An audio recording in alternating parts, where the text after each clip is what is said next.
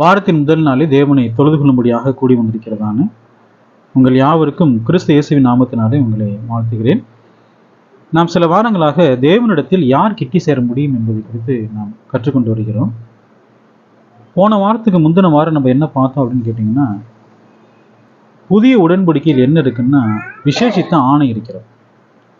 தேவன் நமக்கு ஆணையிட்டு கொடுத்துக்கிறாரு. பழைய ஏற்பாட்டில் அந்த விசேஷித்த ஆணை இல்லை. புதிய ஏற்பாட்டில் கிறிஸ்துவின் பிரமாணத்தில் என்ன கொடுக்கப்பட்டிருக்கு? ஆணை. தேவன் யார் மேல ஆணையிட்டு கொடுத்துக்கிறாருன்னா தம் மீது என்ன பண்ணுகிறாரு? ஆணையிட்டு கொடுத்துக்கிறார். அப்ப தேவனுடைய வார்த்தைகள் ஒவ்வொன்றையும் நாம் என்ன செய்ய முடியும் என்று சொன்னால் விசுவாசிக்க முடியும். ஏன்னா தமக்கு மேல ஒருவரும் யார் கிடையாதுன்னா பெரியவர் இல்லாதபடினாலே தம் மீதே அவர் என்ன பண்ணிக்கிறாரு? ஆணையிட்டு கொடுத்துக்கிறார். அப்ப தேவனுடைய வாக்கு தத்தங்கள், தேவனுடைய ஆணையை நாம் எப்பொழுதும் என்ன செய்ய முடியும்? முழு இருதயத்தோடு நாம் என்ன செய்ய முடியுங்க? விசுவாசிக்க முடியும். அப்ப தேவனிடத்திலே கெட்டி சேருவதற்கு புதிய ஏற்பாட்டில் நமக்கு அடுத்ததாக தேவன் நமக்கு என்ன கொடுத்துக்கிறாருன்னா விசேஷித்த வாக்கு தத்தங்களை கொடுத்துக்கிறார். என்ன கொடுத்துக்கிறாருங்க? விசேஷித்த வாக்கு தத்தங்கள். பாருங்க, வாக்கு தத்தங்கள் அப்படின்னு சொன்னாலே எல்லோருமே சந்தோஷப்படுவாங்க. பழைய இன்றைக்கு கிறிஸ்தவர்கள் மத்தியில் ரொம்ப அதிகமாக பேசப்படக்கூடிய வாக்கு தத்தங்கள்லாம் எதுலேருந்து எடுக்கப்பட்டதுன்னா எல்லாமே பழைய ஏற்பாட்டிலேருந்து எடுக்கப்பட்டது. இந்த வீட்டில் இந்த வசன போர்டில் நீங்கள் பார்த்துருப்பீங்க இல்லைங்களா? இந்த வசன போர்டில் இருக்கக்கூடிய எல்லா வார்த்தைகளும் எல்லா வாக்கு தத்தங்களும் எங்கிருந்து எடுக்கப்பட்டதுன்னா எல்லாமே பழைய ஏற்பாட்டிலேருந்து எடுக்கப்பட்ட வாக்கு தத்தங்கள். அவங்க அதை என்னவா நினைக்கிறாங்கன்னா அந்த பழைய ஏற்பாட்டு வாக்கு தத்தங்கள் தான் விசேஷமானதுன்னு நினைக்கிறாங்க. ஆனால் தேவன் புதிய ஏற்பாட்டிலே கிறிஸ்துவின் பிரமாணத்தை நமக்கு ஒத்துக்க பாருங்க. அதான் எப்படிப்பட்ட வாக்கு தத்தங்கள்? விசேஷித்த வாக்கு தத்தங்கள். புதிய ஏற்பாட்டில் தான் என்ன இருக்குங்க? விசேஷித்த வாக்கு தத்தங்கள். பழைய ஏற்பாட்டு வாக்கு தத்தங்கள் அந்தந்த காலகட்டத்திலே அந்தந்த மக்களுக்கு அந்தந்த நபர்களுக்கு என்ன செய்யப்பட்டது? அதெல்லாம் கொடுக்கப்பட்டது. ஒரு தனிப்பட்ட நபருக்கு வாக்கு தத்தம் கொடுப்பாரு, ஒரு குடும்பத்துக்கு வாக்கு தத்தம் கொடுப்பாரு, ஒரு தேசத்துக்கு என்ன செய்வாருங்க? வாக்கு தத்தம் கொடுத்திருப்பார். ஆனால் கிறிஸ்துவின் பிரமாணத்திலே தேவனுடைய பிள்ளைகள் எல்லாருக்கும் தேவன் என்ன கொடுத்துக்கிறாரு? வாக்கு தத்தங்கள். எப்படிப்பட்ட வாக்கு தத்தங்கள்? விசேஷித்த வாக்கு தத்தங்கள். விசேஷித்த வாக்கு தத்தங்கள் எதுல இருக்கு? கிறிஸ்துவின் பிரமாணத்தில் இருக்கு. 2 பேதுரு புஸ்தகம் 1ஆம் அதிகாரம் 3-4 வசனங்களை பாருங்க. தம்முடைய மகிமையினாலும் காருண்யத்தினாலும் நம்மை அழைத்தவரை அறிகிற அறிவினாலே ஜீவனுக்கும் தேவ பக்திக்கும் வேண்டிய யாவற்றையும் அவருடைய திவ்ய வல்லமையானது நமக்கு தந்தரலும் அன்றி இச்சையினால் உலகத்தில் உண்டான கேட்டுக்கு தப்பி திவ்ய சுபாவத்திற்கு பங்குலூர் ஆகும் பொருட்டு மகா மேன்மையும் அருமையுமான வாக்கு தத்தங்களும் அவைகளினாலே நமக்கு அளிக்கப்பட்டிருக்கிறது. புதிய ஏற்பாட்டில் எப்படிப்பட்ட வாக்கு தத்தங்கள்? மகா மேன்மையும் அருமையுமான வாக்கு தத்தங்கள். இந்த வாக்கு தத்தத்தை விட்டுட்டு எல்லாரும் எங்க போய் தேடிட்டு இருக்காங்க? வாக்கு தத்தங்களை பழைய ஏற்பாட்டில் போய் வாக்கு தத்தங்களை தேடிட்டு இருக்கிறான். நான் இன்று முதல் உன்னை ஆசீர்வதிப்பேன். அப்ப தேவன் நேற்றைக்கு ஆசீர்வதிக்கவில்லையே. அப்ப ஒவ்வொரு நாளும் பார்க்கும்போது இன்று முதல் உன்னை ஆசீர்வதிப்பேன், இன்று முதல் ஆசீர்வதிப்பேன்னா அப்ப தேவன் இவ்வளவு ஆசீர்வதிக்கலையே. எத்தனை வசனங்கள் புதிய ஏற்பாட்டில் பயன்படுத்தப்படுது? இந்த போர்டுல எல்லாம், வசன போர்டுல எல்லாம் பயன்படுத்தப்படுது. கடைக்கு நீங்க போறீங்க, ஒரு வசன போர்டு நீங்க வாங்க போறீங்கன்னா எல்லாமே பழைய ஏற்பாட்டு இஸ்ரவேல் ஜனங்களுக்கும் மற்றவர்களுக்கும் பழைய ஏற்பாட்டு ஜனங்களுக்கும் கொடுக்கப்பட்ட வாக்கு தத்தங்கள். அந்த வாக்கு தத்தங்கள் ஒருபோது நமக்கு என்ன ஆகாதுங்க? அது வரவே வராது. அந்த வாக்கு தத்தங்கள் அந்த காலகட்டத்தோட இதெல்லாம் என்ன ஆயிடுச்சு? முடிஞ்சிருச்சு. பழைய ஏற்பாட்டிலே சில வாக்கு தத்தங்கள் மாத்திரம் புதிய ஏற்பாடு நமக்கு என்ன பண்ணப்பட்டிருக்கு? அது கொடுக்கப்பட்டிருக்கிறது. புதிய ஏற்பாட்டில் கொடுக்கப்பட்டிருக்கிறது. இந்த வேத வாக்கியத்தில் பாருங்க, 2 பேதுரு 1:3 ஜீவனுக்கும் தேவ பக்திக்கும் வேண்டிய 2 பேதுரு 1:3 ஜீவனுக்கும் தேவ பக்திக்கும் வேண்டிய யாவற்றையும். புதிய ஏற்பாட்டில் நம்முடைய ஜீவனுக்கும் தேவ பக்திக்கு வேண்டிய எல்லாத்தையுமே கொடுத்துட்டாரு. நம்முடைய ஜீவனுக்கும் தேவ பக்திக்கும் வேண்டிய யாவற்றையும் எல்லாத்தையுமே அவர் கொடுத்துட்டார். எல்லாம் கொடுத்துட்டு மேற்கொண்டு நமக்கு என்ன கொடுத்துக்கிறாருன்னா மகா மேன்மையும் அருமையுமான வாக்கு தத்தங்கள் என்ன பண்ணிக்கிறாருங்க? கொடுத்துக்கிறார். அந்த வாக்கு தத்தங்களை பெற வேண்டும் என்று சொன்னால் 4ஆம் வசனத்துல இச்சையினால் உலகத்தில் உண்டான கேட்டுக்கு தப்பி திவ்ய சுபாவத்துக்கு பங்குள்ளவர்களாகும் பொருட்டு. மகா மேன்மையும் அருமையுமான வாக்கு தத்தங்களை பெற வேண்டும் என்று சொன்னால் இச்சையினால் உலகத்தில் உண்டான கேட்டுக்கு நாம் என்ன செய்யணும்? தப்ப வேண்டும். எதுக்கு நம்ம பங்குள்ளவர்கள் ஆகணும்? திவ்ய சுபாவம். தேவன் எப்படிப்பட்டவரா இருக்கிறார்? தேவனுடைய சுபாவம் என்ன? அப்ப தேவனுடைய திவ்ய சுபாவத்துக்கு ஒப்பாக நம்ம மாறணும் இல்லைங்களா? அப்ப யாரெல்லாம் அதற்காக முயற்சி செய்கிறார்களோ, யார் அதன்படியாக நடக்கிறார்களோ, அவர்களுக்கு என்ன கொடுக்கப்பட்டிருக்கு? மகா மேன்மையும் அருமையுமான வாக்கு தத்தங்கள். பழைய ஏற்பாட்டுல தேவன் வாக்கு தத்தங்கள்லாம் கொடுத்தார். அந்த வாக்கு தத்தங்களை அவங்க பெறவே இல்லை. எபிரேயர் புஸ்தகம் 11ஆம் அதிகாரம் 13ஆம் வசனம் பாருங்க. 13-14. இவர்கள் எல்லாரும் வாக்கு தத்தம் பண்ணப்பட்டவைகளை அடையாமல் தூரத்திலே அவைகளை கண்டு நம்பி அணைத்து கொண்டு பூமியின் மேல் தங்களை அந்நியரும் பரதேசிகளும் என்று அறிக்கையிட்டு விசுவாசத்தோடே மரித்தார்கள். வசனம் பாருங்க, எபிரேயர் 11:13. இவர்கள் எல்லாரும் 11ஆம் அதிகாரத்துல பழைய ஏற்பாட்டு எல்லா பரிசுத்தவான்களையும் சொல்ற. அவர்கள் எல்லோரும் எதை அடையவில்லை? வாக்கு தத்தம் பண்ணப்பட்டதை அடையவில்லை. அந்த வாக்கு தத்தம் பண்ணப்பட்டது என்ன? நித்திய ஜீவன், நித்திய ஆசீர்வாதங்கள், தேவனிடத்திலே கிட்டி சேருவது. தேவன் ஆபிரகாமுக்காக ஒரு நகரத்தை உண்டாக்கி இருக்கிறார் இல்லைங்களா? ஆபிரகாம் நகரத்தில் இருக்கிறார? இல்ல. தேவன் உண்டாக்கின அந்த நகரத்திற்காக ஆபிரகாம் காத்து கொண்டிருக்கிறார், காத்துக்கிட்டு இருக்கிறார். அப்ப வசனம் பாருங்க, இந்த பூமியில அவங்க இருக்கும்போது எப்படி வாழ்ந்துக்கிறாங்க பாருங்க. தங்களை அந்நியரும் பரதேசிகளும் என்று அறிக்கையிட்டு விசுவாசத்தோட வாக்கு தத்தம் பண்ணப்பட்டதை அவர்கள் அடையவில்லை. தேவன் நிறைய வாக்கு தத்தங்கள்லாம் கொடுத்தாரு. அந்த வாக்கு தத்தத்தை நிறைவேற்றினார். தேவன் இன்றைக்கு நிறைய வாக்குத்தத்தம் நமக்கு பண்ணிக்கிறாரு. இந்த பூமியில நமக்கு என்னென்ன தேவையோ, என்னென்ன பாதுகாப்பு தேவையோ எல்லாமே வாக்குத்தத்தம் பண்ணிக்கிறாரு. இன்றைய நாள் வரைக்கும் தேவன் அதெல்லாம் கொடுக்கிறாரு, எல்லாத்தையுமே கொடுக்கிறாரு. ஆனால் நித்திய ஆசீர்வாதம் என்று சொல்லி, நித்திய வாக்கு தத்தம் என்று சொல்லி தேவன் நிறைய வாக்கு தத்தங்களை அவர் கொடுத்துக்கிறார். அதெல்லாம் எப்பதான் கொடுப்பாரு? இயேசு கிறிஸ்து வருகின்ற பொழுது. யார் நீதிமான்களா இருப்பார்களோ அவர்களுக்கு அந்த வாக்கு தத்தம் என்னாக போகுதுங்க? வரப்போகிறது. அப்ப எல்லா பரிசுத்தவான்களும், பழைய ஏற்பாட்டு பரிசுத்தவான்களும் வாக்கு தத்தம் பண்ணப்பட்டதை பெறாமல் எப்படி மறுச்சுக்கிறாங்க? தேவன் நிச்சயமாக என்ன செய்வார்? அந்த வாக்கு தத்தத்தை நிறைவேற்றுவார் என்று சொல்லி எப்படி மறுச்சுக்கிறாங்க? விசுவாசத்தோடு. அப்படிதான் மறுச்சுக்கிறாங்க. வாக்கு தத்தம்னா என்ன அர்த்தம்? வாக்கு தத்தங்கள் தமிழ் வேதாகமத்துல வாக்கு தத்தங்கள் போடப்பட்டிருக்கு. ஆங்கில வேதாகமத்துல பிராமிஸ் சொல்லப்பட்டிருக்கு. கிரேக்க வேதாகமத்துல என்ன இருக்கு தெரியுங்களா? அறிவிப்பு அப்படின்றது. ஓர் அறிவிப்பு அப்படின்னா என்ன அர்த்தம்? அறிவிப்புன்னா தேவன் ஒரு வார்த்தையை சொல்றாருன்னா அந்த வார்த்தையை நிச்சயம் என்ன செய்வாருங்க? நிறைவேற்றுவார். அது எந்த வார்த்தையாக இருந்தாலும் சரி, அது நன்மையாக இருந்தாலும் சரி, தீமையாக இருந்தாலும் சரி, தேவனுடைய வாயிலிருந்து நான் இதை செய்வேன் சொல்லிட்டாருன்னா அதன்படியாக என்ன பண்ணுவாருங்க? அவரு அறிவிப்பு. நான் உனக்கு அறிவிக்கிறேன். தேவன் சொல்வார், நான் உனக்கு அறிவிக்கிறேன். வாக்கு தத்தங்கள் என்ன அர்த்தம்?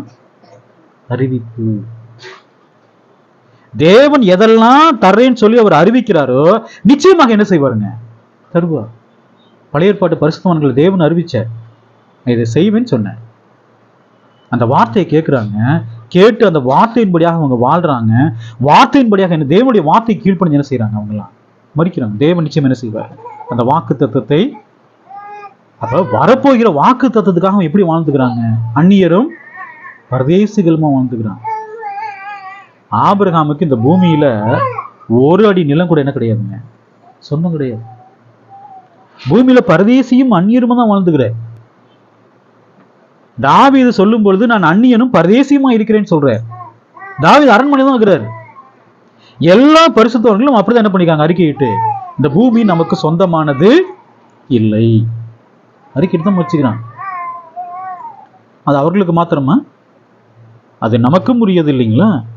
எபிரேயர் புஸ்தகம் 11ஆம் அதிகாரம் 39ஆம் வசனம் பாருங்க. இவர்கள் எல்லாரும் விசுவாசத்தினாலே நற்சாட்சி பெற்றும் வாக்கு தத்தம் பண்ணப்பட்டதை அடையாமற் போனார்கள். எல்லாருமே விசுவாசத்துல என்ன பெற்றிருக்கிறாங்க? எபிரேயர் 11ஆம் அதிகாரத்துல எல்லாரும் விசுவாசத்தில் நற்சாட்சி பெற்றிருக்கிறார்கள். ஆனா எதை அடையலைங்க? அப்ப தேவன் ஏமாத்திட்டாரா? தேவன் ஏமாத்தல. அவருடைய வாக்கு தத்தங்கள் எல்லாம் எப்படிப்பட்டது? எல்லாமே அவர் சொன்ன வாக்கு தத்தங்கள் நித்தியமானது. எல்லாருமே யாருக்காக காத்துட்டு இருக்காங்க? பழைய ஏற்பாடு பரிசுத்தவான்கள் யாருக்காக காத்து கொண்டிருந்தாங்க? கிறிஸ்துவுக்காக. கிறிஸ்து வருவார், மரிப்பார், அடக்கம் பண்ணப்படுவார், உயிர் தெழுவார். இயேசு கிறிஸ்து உயிர் தெழும் போது நமக்கும் என்ன இருக்கு? நித்திய உயிர் தெழுதல். எல்லாருமே உயிர் தெழுவோம். நீதிமான்கள் உயிர் தெழுதல் என்ன இருக்குங்க? பலன் இருக்கு. பழைய ஏற்பாட்டு பரிசுத்தவான்கள் எல்லோருமே நீதிமான்கள். அவங்க என்ன யோசிக்கிறாங்க? கர்த்தர் நமக்கு வாக்குத்தத்தம் பண்ணிக்கிறாரு. நம்ம எபிரேயர் புஸ்தகம் 11ஆம் அதிகாரத்துல நோவா நீதிக்கு சுதந்திரவாளியானா. தேவன் வாக்குத்தத்தம் பண்ணிக்கிற நோவாவுக்கு, அவனுக்கு என்ன தர்றேன்? நீதியை தருகிறேன். நீதிக்கு சுதந்திரவாளி ஆனா. நோவாவுக்கு இந்த பூமியில கிடைச்சிருச்சா? சுதந்திரம் எங்க இருக்குங்க அவருக்கு? பரலோகத்துல. ஆபிரகாமுக்கு எங்க இருக்குங்க? பரலோகத்துல. ஆபிரகாமுக்காக ஒரு நகரத்தை தேவன் என்ன பண்ணிக்கிறார்? ஆயத்தம் பண்ணிக்கிறார். ஆபிரகாமோடு கூட தேவனுடைய பிள்ளைகளும் என்ன செய்வாங்க? அதை சுதந்திரித்துக் கொள்வார்கள். கிறிஸ்துவும் என்ன செய்வாருங்க? சுதந்திரிப்பார் இல்லைங்களா? அப்ப வாக்கு தத்தம் பண்ணப்பட்டதை அடையாமல் போனார்கள். இல்லைங்களா? எபிரேயர் புஸ்தகம் 11ஆம் அதிகாரம் 40ஆம் வசனத்துல ஏன் அவங்க வாக்கு தத்தம் பண்ணப்பட்டதையும் அடையல? 11:40 பாருங்க. அவர்கள் நம்மை அல்லாமல் பூர்ணராகாதபடிக்கு விசேஷித்த நன்மையானதொன்றை தேவன் நமக்கென்று முன்னதாக நியமித்திருந்தார். நம்மை அல்லாமல், அப்ப பழைய ஏற்பாட்டு பரிசுத்தவான்கள் என்ன ஆகலைங்க? பூர்ணராகல. ஒருவன் தேவனிடத்திலே கிட்டி சேர வேண்டும் என்று சொன்னால் அவன் எப்படித்தான் இருக்கணும்? பூர்ணராக இருக்கணும். பழைய ஏற்பாட்டில் தேவனுடைய வார்த்தைக்கு அவங்க கீழ்ப்படுகிறாங்க. ஆனால் தேவனிடத்தில் கிட்டி சேருவதற்கு அவங்களுக்கு என்ன இல்லைங்க? பூர்ணப்படுதல் இல்லை. பழைய ஏற்பாட்டு பலிகள், மிருக பலிகள் எது வரைக்கும் தான் கொண்டு போகுங்க? பரதீஸ் வரைக்கும் தான் கொண்டு போகும். கிறிஸ்துவின் ரத்தம் மாத்திரமே எது வரைக்கும் கொண்டு போகும்? கிருபாசனம், தேவனுடைய சன்னிதானம் வரைக்கும் கொண்டு போகும். அந்த ரத்தத்திற்காகத்தான் எல்லா பரிசுத்தவான்களும் என்ன செய்யறாங்க? நம்மை அல்லாமல் பூர்ணராகாதபடிக்கு தேவன் முன்னாடி என்ன பண்ணியிருந்தாருங்க? அவங்களுக்கு வாக்குத்தத்தம் பண்ணியிருந்த யாரை கொடுப்பேன்? கிறிஸ்துவ என்ன செய்வேன்? நன்மையானதொன்றை நமக்கு முன்பதாக என்ன பண்ணியிருந்தாருங்க? நியமித்திருந்தார்.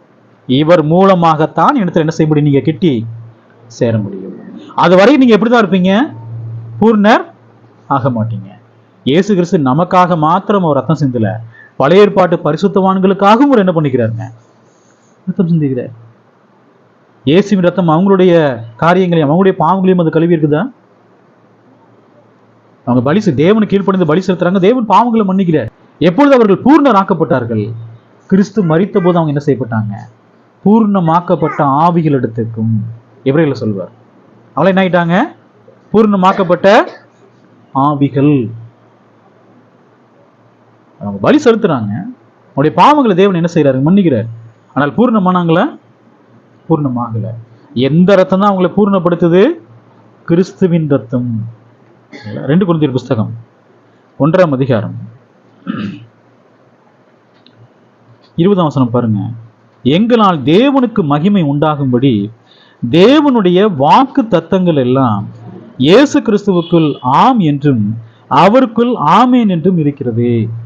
அப்ப தேவனுடைய வாக்கு தத்தங்கள் எல்லாம் யாருக்குள் இருக்கிறது? இயேசு கிறிஸ்துவுக்குள். வசனம் பாருங்க, அந்த வேத வாக்கியத்துல தேவனுடைய வாக்கு தத்தங்கள் எல்லாம் இயேசு கிறிஸ்துவுக்குள் எப்படி இருக்குது? ஆம். ஆம்னா என்ன அர்த்தம்? அப்படியே இருக்குன்னு அர்த்தம். ஆமே என்ன அர்த்தம்? அப்படியே ஆகட்டும்னு அர்த்தம். கிறிஸ்துவனுடைய அந்த வாக்கு தத்தங்களை விசுவாசிக்காம இன்னைக்கு நிறைய கிறிஸ்தவர்கள் எதை விசுவாசிக்கிறாங்க? பழைய ஏற்பாட்டு வாக்கு தத்தங்களை விசுவாசிக்கிறாங்க. மகா மேன்மையும் அருமையுமான வாக்கு தத்தங்கள் எங்க கொடுக்கப்பட்டிருக்கு? கிறிஸ்துவின் பிரமாணத்துல கொடுக்கப்பட்டிருக்கு. அதை விட்டுட்டு அவங்க எங்க போய் தேடிட்டு இருக்கிறாங்க? பழைய ஏற்பாட்டுல இஸ்ரவேல் ஜனங்களுக்கு கொடுக்கப்பட்ட வாக்கு தத்தங்கள், அரசர்களுக்கு கொடுக்கப்பட்ட வாக்கு தத்தங்கள், தனி கூட்டத்திற்கு தனி மனுஷனுக்கு கொடுக்கப்பட்ட வாக்கு தத்தங்கள், இதெல்லாம் நமக்குரியதுன்னு நினைக்கிறாங்க. இன்னைக்கு ஒரு வாக்கு தத்தத்தை நாம் பெற வேண்டும் என்று சொன்னால் அந்த வாக்கு தத்தம் யாருடையதா இருக்கணும்? அது கிறிஸ்துவுடையதாக இருக்க வேண்டும். தேவனுடைய வாக்கு தத்தங்கள் எல்லாம் கிறிஸ்துவுக்குள். அப்ப நம்ம எந்த பிரமாணத்துக்கு உட்பட்டு இருக்கிறோம்? கிறிஸ்துவின் பிரமாணம். அந்த பிரமாணத்தில் சொல்லப்பட்ட வாக்கு தத்தங்கள் மாத்திரமே யாருக்குரியது? அது நமக்குரியது. தேவன் உங்களை 1000 மடங்கு ஆசீர்வதிப்பார்ன்றான். எப்படிங்க 1000 மடங்கு ஆசீர்வதிப்பாரு? எப்படி 100 மடங்கு ஆசீர்வதிப்பாரு? ஈசாக்கு விதை விதைத்தான், தேவன் 100 மடங்கு ஆசீர்வதித்தார். அந்த வாக்கு தத்தத்தை எடுத்து இன்னைக்கு ஜனங்களுக்கு கொடுக்குறாங்க. 100 மடங்கு உங்களை ஆசீர்வதிப்பார். 100 மடங்கு ஆசீர்வதிக்கப்பட்டவர் யார் ஒருவர் மாத்திரமே? ஈசாக்கு மாத்திரமே. அதுக்கப்புறம் யாரும் ஆசீர்வதிக்கப்பட்டாங்களா?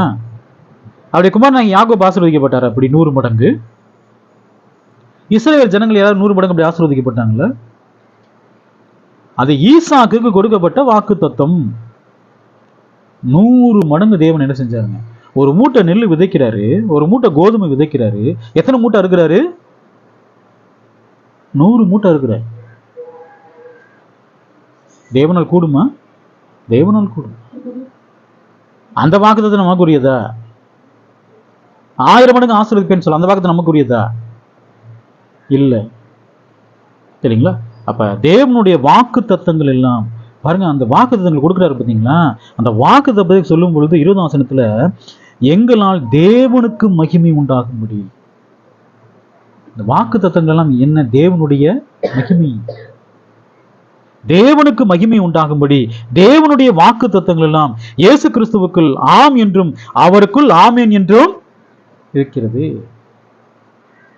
இஸ்ரவேல் ஜனங்கள் 2 மலையில் நிற்பாங்க நியாயப்பிரமாணத்தை வச்சுக்கிட்டு. ஒன்று ஆசீர்வாத மலை, இன்னொன்று சாபத்தின் மலை. ஆசீர்வாத மலை நிற்கிறவங்க அந்த ஆசீர்வாதமான வாக்கு தத்தங்களை கொடுக்கும்போது என்ன செய்வாங்க? அப்படியே ஆகட்டுன்னுவாங்க. சாப மலையில் இருக்கிறவங்க சாபத்துக்கான வார்த்தைகளை கொடுக்கும்போது என்ன செய்வாங்க? அப்படியே ஆகட்டும். எல்லாம் கோரஸா சொல்லுவாங்க. ஏன்னா மோசே நியாயப்பிரமாணத்துல சாபம்லாம் இருந்ததா? கிறிஸ்து நமக்காக சாபமாகி நியாயப்பிரமாணத்தின் சாபத்திற்கு நீங்களாக்கி மீட்டு கொண்டார்னு சொல்லுவார். கிறிஸ்து நமக்காக சாபமாகினா அது யாரை பத்தி பேசுறாரு? யூதர்கள். கிறிஸ்து யூதர்களுக்காக சாபமாகி எதுல இருந்து உங்களை விலைக்கு காத்துக்கிட்டாரு? நியாயப்பிரமாண சாபத்திலிருந்து. அப்ப இந்த வேத வாக்கியங்களை வாசிக்கின்ற பொழுது தேவனுடைய வாக்கு தத்தங்கள் எல்லாம் அது ஆம் என்றும் ஆமேன் என்றும் இருக்கிறது. வாக்கு தத்தங்களை முழுமையை நம்பலாமா? தேவன் அறிவிச்சுக்கிறார், இதெல்லாம் உனக்கு செய்யவேன்னு அறிவிக்கிறார். மனுஷன் வேணா ஏமாத்துவான், அறிவிச்சுட்டு நான் இதை செய்யறேன்னு சொல்லிட்டு ஏமாத்துவான். ஆனால் தேவன் ஒருபதும் என்ன செய்ய மாட்டாருங்க? மனுஷர்களை ஏமாற்ற மாட்டார். காரணம் என்ன? அவர் அவர் பொய்யுரையாத தேவன். எப்படிப்பட்ட தேவன் அவரு? பொய்யுரையாத தேவன். 1 தீமோத்தேயு புஸ்தகம் 4ஆம் அதிகாரம் 8ஆம் வசனம் பாருங்க. சரீர முயற்சி அற்ப பிரயோஜனம் உள்ளது, தேவ பக்தியானது இந்த ஜீவனுக்கும் இதற்கு பின்வரும் ஜீவனுக்கும் வாக்கு தத்தம் உள்ளதாகையால் எல்லாவற்றிலும் பிரயோஜனம் உள்ளது. இந்த சரீரத்தில் பண்ணக்கூடிய முயற்சி எல்லாம் எப்பொழுதும் எப்படிப்பட்டது? அற்ப பிரயோஜனம். இந்த ஜிம்முக்கெல்லாம் போய் ரொம்ப அப்படியே பாடியெல்லாம் ரொம்ப ஃபிட்டாக வச்சுக்கிறாங்க இல்லைங்களா? இன்னைக்கு ஒவ்வொருத்தங்க நிலைமையெல்லாம் பார்த்தீங்களா எப்படி இருக்குங்க? என்ன ஆகுதுங்க? திடீர்னு மறிக்கிறாங்க. நல்லா இருக்காங்க, திடீர்னு மறிக்கிறாங்க. ஜிம்முக்கு போறாங்க, உடற்பயிற்சி செய்யறாங்க, அவங்களுக்கு என்ன ஆயிடுறாங்க? அப்ப என்ன? அப்படியே உடம்பு அப்படியே இது பண்ணி வச்சுக்கணும், ஃபிட்டா வச்சுக்கணும். அப்படின்னு தான் எந்த நோயெல்லாம் வராதுன்னு நினைக்கிறாங்க. கொரோனாவில் நிறைய பேர் செத்து போனாங்க இல்லைங்க? அதுல நிறைய பேர் செத்து போனது யாருன்னா உடற்பயிற்சி செஞ்சவங்க. ஆனா நம்மலாம் என்ன, எத்தனை கொரோனா வந்துச்சு இல்லைங்களா? நமக்கு ஏதாவது ஒன்று ஆச்சா? நம்முடைய ஜீவன் யாருடைய கருத்துல இருக்குதுங்க? தேவனுடைய கருத்துல இருக்குது. சரீர முயற்சி அற்ப பிரயோஜனம் உள்ளது. பிரதர் இதை சாப்பிடுங்க, இதை சாப்பிடுங்க, இதெல்லாம் சாப்பிட்டா உடம்புக்கு ஹெல்த் பிரதர். எதை சாப்பிட்டாலும் தேவன் தான் நமக்கு எதை கொடுக்கணுங்க? பலத்தை கொடுக்கணும், கொடுக்க வேண்டும். அப்போ சரீரத்தில் பண்ணக்கூடிய எந்த முயற்சியாக இருந்தாலும் எல்லாம் எப்படிப்பட்டதுதான்? அது அற்ப பிரயோஜனம் உள்ளது. ஆனா சரீரத்தில் பண்ணக்கூடிய முயற்சி அற்ப பிரயோஜனம் உள்ளது. நம்ம ஆத்மாவில் பண்றோம் பாருங்க, தேவ பக்தியானது. நாம் தேவ பக்தி உள்ளவர்களாக இருக்கிறோம். தேவ பக்தியானது இந்த ஜீவனுக்கும், இந்த ஜீவன் எந்த ஜீவன்? இந்த பூமியில இருக்கிற வரைக்கும் இந்த ஜீவனுக்கும் இதற்கு பின்வரும் ஜீவனுக்கும். இதற்கு பின்வரும் ஜீவனா எப்ப? இயேசு கிறிஸ்து வருகின்ற நித்திய ஜீவனை கொடுப்பாரு இல்லைங்களா, அந்த ஜீவனுக்கும் வாக்கு தத்தம் உள்ளதாகையால் தேவன் இந்த ஜீவனுக்கு வாக்கு தத்தம் கொடுத்துக்கிறாரு. இனி வரப்போகிற ஜீவனுக்கு என்ன கொடுத்துக்கிறாருங்க? வாக்கு தத்தம் கொடுத்துக்கிறாரு. அதான் சொல்றாரு, எல்லாவற்றிலும் எப்படிப்பட்டதுங்க? பிரயோஜனம் உள்ளது. பவுல் 2 கொரிந்தியர் 11ஆம் அதிகாரத்துல பவுல் அந்த அடி அடிச்சுக்கிறான். லீஸ்தரா பட்டணத்துல கல்லை விட்டு அடிக்கிறாங்க. செத்து போயிட்டான்னு சொல்லி எங்க கொண்டு போட்டுறாங்க, தரத்தம் இழுத்துட்டு ஊருக்கு வெளியே போட்டுறான். அங்கிருந்து மறுபடியும் என்ன பண்ணுவாங்க? எழுந்துச்சு. அவருடைய நம்பிக்கை என்ன? தேவன் அப்படியே உடம்ப ஃபிட்டா வச்சுக்கிட்டு கல்லை விட்டு அடிக்கிறா, பார்த்துக்கலாம். என்ன ஆகும்? எத்தனை அடி கல்லை வாங்க முடியும்? யூதர்கள்லாம் சும்மா விட்டுருவாங்களா கல்லடிச்சா? அவன் கல்லை வச்சு யூதர்கள் கல்லை வச்சு அடிக்கிறாங்கன்னா எப்படிதான் அடிப்பாங்க? சாக்குற மாதிரி தான் அடிப்பான். அப்ப பவுல அடிச்சு தரன்னு இழுத்துட்டு போய் ஊருக்கு வெளியே தூக்கி போட்டுருக்கான். இந்த ஜீவனுக்கும் அது எப்படிப்பட்டதுங்க? வாக்கு தத்துவம் உள்ளது. அதான் தீமோத்தேயு சொல்றாரு, அந்த பரம ராஜ்யத்தை அடிமுடி தேவன் காப்பாற்றுவார். எப்படி காப்பாற்றுவார்னா, எல்லா தீமையினின்றும் விலக்கி என்ன செய்வாருங்க? நாம் அந்த பரம ராஜ்யத்தை அடையும்படியாக நமக்கு வரக்கூடிய எல்லா தீமையிலும் என்ன செய்வாருங்க? பாதுகாப்பார். அதான் சொல்றாரு, சர்வ முயற்சி எப்படிப்பட்டது? முயற்சி பண்ண வேணாம்னு சொல்லல. அவர் என்ன சொல்றாருங்க? அது அற்ப பிரயோஜனம் உள்ளது. அப்ப இன்னைக்கு நம்ம ஹெல்த்தா இருக்கிறோம்னா, நல்லா இருக்கிறோம்னா, அதுக்கு காரணம் என்ன? தேவனுடைய வாக்கு தத்தம். வாக்குத்தம் கொடுத்துக்காரு இல்லைங்களா? இந்த ஜீவனுக்கும் இதற்கு பின்வரும் ஜீவனுக்கும் வாக்கு தத்தம் அறிவு கொடுத்துக்கிறாரு. எல்லாவற்றுக்கும் அது எப்படிப்பட்டது? பிரயோஜனம் உள்ளதுன்ற தேவ பக்தி ரொம்ப முக்கியமானது. எத்தனை பேர் தேவ பக்தி உள்ளவங்களாக இருக்கிறாங்க? தேவ பக்திங்கிறது வார்த்தை முதல் நாள் மாத்திரம் வரணுமா? அது எல்லா நாளுமே தேவ பக்தி இருக்கணுமா? நாம் செய்யக்கூடிய ஒவ்வொரு கிரையும், அது வெளியரங்கமான கிரியாக இருந்தாலும் சரி, அந்தரங்கமான கிரைகளாக இருந்தாலும் சரி, எல்லாவற்றிலும் எதை நாம் வெளிப்படுத்த வேண்டும்? தேவ பக்தியை தான் வெளிப்படுத்தணும். புறம்பான மனுஷன்ல நம்முடைய கிரிகளை வெளிப்படுத்திட்டு அந்தரங்கமான மனுஷன்ல மோசம் இருந்தோம்னு சொன்னோம்னா எப்படி இருக்கும்? தேவ பக்தி இல்லாதவர்கள் இருந்தா எப்படி இருக்கும்? தேவன் அவங்கள பார்த்தா சொல்றாரு, மாயமாலக்காரர். எல்லாருக்கும் முன்பதாக யோகியமானதை செய்யும் நாடுங்க இல்லைங்களா? எல்லா மனுஷருக்கு முன்பதாக யோகியமானதை செய்யும் நாடுங்கன்னு சொல்றார். நாம் எப்படி இருக்கிறோமோ, தனிப்பட்ட வாழ்க்கையிலும் சரி அல்லது சபையிலும் சரி உலகத்திலும் சரி எப்படி இருக்கிறோமோ எப்போதுமே எப்படிதான் வெளிப்படுத்தணும்? நம்மள தேவ பக்தி உள்ளவர்கள். சபை கூடி வரும்போது மாத்திரம் தேவ பக்தியை பேசக்கூடாது. எப்போதுமே நாம் தேவ பக்தி உள்ளவர்களாக என்ன செய்ய வேண்டும்? நடந்து கொள்ள வேண்டும் இல்லைங்களா? கலாத்தியர் புஸ்தகம் 3ஆம் அதிகாரம் 29ஆம் வசனம் பாருங்க. நீங்கள் கிறிஸ்துவனுடையவர்களானால் ஆபிரகாமின் சந்ததியாராயும் வாக்கு தத்தத்தின்படியே சோதரனாயும் இருக்கிறீர்கள். அப்ப நம்ம வாக்கு தத்தங்களை பெற வேண்டும் என்று சொன்னால் நம்ம என்னவா இருக்கணும்? சுதந்திரர். தேவன் நமக்கு வாக்கு தத்தம் பண்ணிக்கிறாரு. நாம் தேவனுடைய வாக்கு தத்தங்களை பெற வேண்டும் என்று சொன்னால் என்னவா இருக்கணும்? சுதந்திரனாக நாம் இருக்க வேண்டும். ஆபிரகாமின் சந்ததியாராயும். தேவன் நமக்கு வாக்குத்தத்தம் பண்ணிக்கிறாருன்னா எந்த சந்ததிக்கு வாக்குத்தத்தம் பண்ணிக்கிறாரு? ஆபிரகாமின் சந்ததி. என்ன சந்ததி இது? விசுவாசத்தின் சந்ததி. ஆபிரகாம் 2 சந்ததி வருது இல்லைங்களா? ஒண்ணு மாம்ச பிரகாரமான சந்ததி, இன்னொன்னு ஆவிக்குரிய சந்ததி. ஆவிக்குரிய சந்ததிகள்லாம் யாரு? கிறிஸ்தவர்கள், தேவனுடைய பிள்ளைகள். அவர்களுக்கு மாத்திரமே தேவன் என்ன பண்ணிக்கிறாருங்க? வாக்கு தத்தம் கொடுத்துக்கிறார். நாம் சுதந்திரவாளியாக இருந்தால்தான், ஆபிரகாமுடைய சுதந்திரமாக இருந்தால்தான் நாம் எதை பெற முடியும்? வாக்கு தத்தங்கள். அப்புறம் ஆபிரகாம் எப்படி நடந்து கொண்டார்? தேவனுக்கு முன்பதாக எப்படி நடந்து கொண்டார்? நீதி உள்ளவராக நடந்து கொண்டார். தேவனுடைய எல்லா பிரமாணங்களுக்கு கீழ்ப்படிந்தார். பாருங்க, அதான் ஆபிரகாமினுடைய அடிச்சுவடு. தேவன் பிரமாணத்தை கொடுப்பாரு, பிரமாணத்தை கேட்பாரு, என்ன செய்வாங்க? அதன்படியாக நடப்பாரு. அதான் ஆபிரகாம். அப்புறம் ஆபிரகாமின் அடிச்சுவடி நாம் பின்பற்றுகிறோம் என்று சொன்னால் நாம் எந்த அடிச்சுவடி நம்ம நடக்கிறோம்? விசுவாசத்தின் அடிச்சுவடு. கலாத்தியர் புஸ்தகம் 4ஆம் அதிகாரம் 28ஆம் வசனம் பாருங்க. நாம் ஈசாக்கை போல வாக்கு தத்தத்துக்கு பிள்ளைகளா இருக்கிறோம். வாக்கு தத்தத்துக்கு பிள்ளைகள் யாருங்க? நம்ம தான் பிள்ளைகள். நேரம் நம்ம வாசிக்கிறோம், நாம் நமக்கு வாக்கு தத்தம் கொடுக்கப்பட்டதுன்னு வாசிக்கிறோம். கலாத்தியர் 4:28 வாக்கு தத்தத்து பிள்ளைகளா இருக்கிறோம் பாருங்க. வாக்கு தத்த தேவனுடைய வாக்கு தத்தத்திற்கு நாம் தான் என்னவா இருக்கிறோம்? பிள்ளைகள். கிறிஸ்து இயேசுவுக்குள்ளாக எப்பொழுது நாம் ஞானஸ்நானம் எடுக்கிறோம் பாவ மன்னிப்புக்காக, அப்பே நம்ம யாருடைய பிள்ளைகள் ஆயிட்டோம்? தேவனுடைய பிள்ளைகள் ஆயிட்டோம். எப்போது நாம் தேவனை விசுவாசித்து தேவனுடைய வார்த்தைகளுக்கு நாம் கீழ்ப்படுகிறோமோ அப்போதே ஆபிரகாமுடைய சந்ததிக்கு என்னவாயிட்டோம்? ஆபிரகாமுடைய சந்ததியாக நாம் இருக்கிறோம். அப்ப தேவனுடைய பிள்ளைகளுக்கு மாத்திரம் என்ன கொடுக்கப்பட்டிருக்கு? வாக்கு தத்தங்கள். நாம் வாக்கு தத்தத்தின் பிள்ளைகளாக இருக்கிறோம் அப்படின்னு சொல்றேன். கலாத்தியர் புஸ்தகம் 3ஆம் அதிகாரம் 14ஆம் வசனத்தை நம்ம வாசிக்கலாம். ஆபிரகாமுக்கு உண்டான ஆசீர்வாதம் கிறிஸ்து இயேசுவினால் பிரஜாதிகளுக்கு வரும்படியாகவும் ஆவியை குறித்து சொல்லப்பட்ட வாக்கு தத்தத்தை நாம் விசுவாசத்தினாலே பெறும்படியாகவும் இப்படி ஆயிற்று.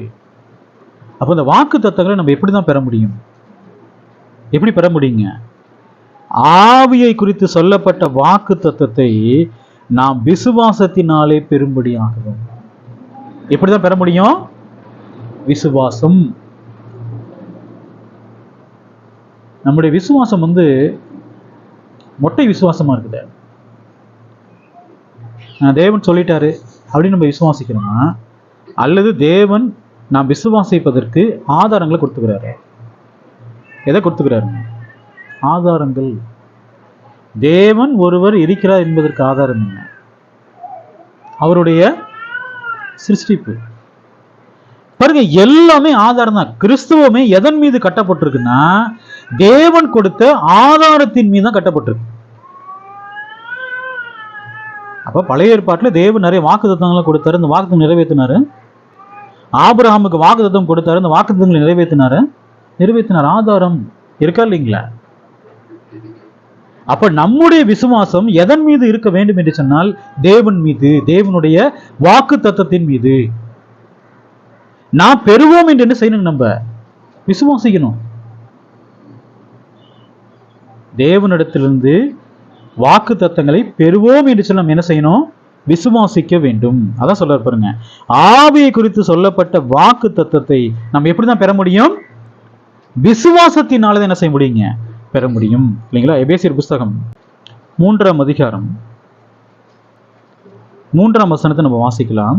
அது என்னவெனில், பிரஜாதிகள் சுவிசேஷத்தினாலே உடன் சுதந்திரமாய் ஒரே சரீரத்திற்குள்ளானவர்களுமாய் கிறிஸ்துவுக்குள் அவர் பண்ணின வாக்கு தத்தத்துக்கு உடன் பங்காளிகளுமாய் இருக்கிறார் என்கிற இந்த ரகசியத்தை அவர் எனக்கு வெளிப்படுத்தி அறிவித்தார். ஏதோ யூதர்களுக்கு மாத்திரம்தான் வாக்கு தத்தம் இருக்கு, பிரஜாதிகள்லாம் வாக்கு தத்தம் இல்லையா? இந்த வசனத்தை பாருங்க. பிரஜாதிகள் சுவிசேஷத்தினாலே உடன் சுதந்திரர். முதல்ல வாக்கு தத்தம் யாருக்கு பண்ணப்பட்டதுங்க? யூதர்களுக்கு. அவர்களுக்கு மாத்திரம்தான் நித்திய ஆசீர்வாதம், அவங்களுக்கு மாத்திரம் தானே. அவர் சொல்ல பாருங்க அந்த வசனத்துல, பிரஜாதிகள் சுவிசேஷத்தினாலே உடன் சுதந்திரர். சுதந்திரன் போடாம என்ன போடப்பட்டிருக்குங்க? அப்படி என்ன அர்த்தம்? நாமும் அவர்களோடு, தேவன் யாரெல்லாம் அந்த வாக்குத்தத்தை யாருக்கெல்லாம் கொடுத்துக்கிறாரோ அவர்களோடு சேர்ந்து நாம் என்ன செய்ய போறோம்? அதை சுதந்திரிக்க போகிறோம். சொல்ல பாருங்க, சுதந்திரமாய் ஒரே சரீரத்திற்குள்ளானவர்களுமாய். தேவன் பிரஜாதிகளையும் யூதர்களையும் எப்படி இணைச்சிட்டாரு? அந்த ஒரே சரீரம் என்பது என்ன? சபை. கிறிஸ்து நமக்காக எல்லாருக்காக மரிச்சுக்கிறார. நமக்காக மாத்திரமல்ல, உலகத்தில் வாழக்கூடிய எல்லாருக்காக மரிச்சுக்கிறார. பிரஜாதிகளுக்காகவும் யூதர்களுக்காகவும் மரிச்சுக்கிறார. ஒரே சரீரத்திற்குள்ளானவர்களுமாய் அப்படின்ற. அப்ப கிறிஸ்து சிலுவையிலே மரித்த போது நியாயப்பிரமாணத்தை என்ன செஞ்சாரு? மோசே நியாயப்பிரமாணத்தை குளித்து போட்டார். இரண்டு பேர்த்தையும் ஒரே சரீரமாக தேவனுக்கு என்ன பண்ணிட்டாருங்க? ஒப்புரமாக்கிட்டார்.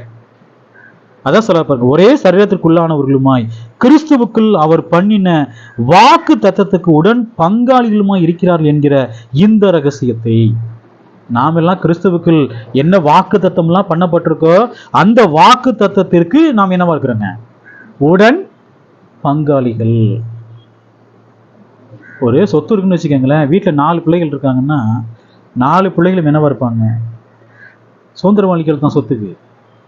ஒருத்தருக்கு ஒருத்தர் என்னவா இருப்பாங்க? உடன் பங்காளிகள். ஏன்னா சொத்தை வந்து 4 போடுறாங்கன்னா ஒருத்தருக்கு ஒருத்தர் யாரு? உடன் பங்காளிகள். அப்ப ஆபிரகாம் சுதந்திரிக்க போறாரு, கிறிஸ்து சுதந்திரிக்க போறாரு, ஆபிரகாம் சுதந்திரிக்க போறாரு, தேவனுடைய பிள்ளைகள் யூதர்கள் சுதந்திரிக்க போறாங்க. அவர்களோடு சேர்த்து யார் சுதந்திரிக்க போறோம்? நாமும் என்ன செய்ய போறோங்க? சுதந்திரிக்க போகிறோம். எதை? தேவனுடைய வாக்கு தத்தங்களை, நித்திய ஆசீர்வாதங்களை. பூமியிலிருந்து நம்ம கொடுக்கப்பட்டதான இந்த ஆசீர்வாதங்கள்லாம் குறைவுதான். பூமியில் நமக்கு கொடுக்கப்பட்ட ஆசீர்வாதங்கள் எப்படிப்பட்டதாங்க? குறைவான ஆசீர்வாதங்களை தேவன் நமக்கு கொடுத்துக்கிறார், குறைவான வாக்கு தத்தங்களை தேவன் நமக்கு கொடுத்துக்கிறார். ஆனால் நித்தியத்திலேயே அவ்வளோ ஆசீர்வாதங்கள், அவ்வளோ வாக்கு தத்தங்கள் என்ன பண்ணிக்கிறாருங்க? கொடுத்துக்கிறார். நிறைய நினைக்கிறாங்க பரலோகம் தான் அந்த வாக்கு தத்தம் நினைக்கிறாங்க. அது மாத்திரமா? நிறைய ஆசீர்வாதங்கள் தேவன் நமக்கு என்ன பண்ணிக்கிறாருங்க? வைத்திருக்கிறார். தேவன் நமக்கு என்னென்ன வாக்கு தத்தங்களை பண்ணுகிறார் அப்படிங்கிறத நாம் கர்த்தருக்கு சித்தமானால் வரக்கூடிய வாரத்தில் நாம் என்ன செய்வோம் என்று சொன்னால் நாம் கற்றுக்கொள்வோம். இந்த தேவனுடைய வார்த்தை கேட்டதான உங்கள் ஓரின் தேவன் தம்மை ஆசீர்வதிப்பாராக. ஆமென்.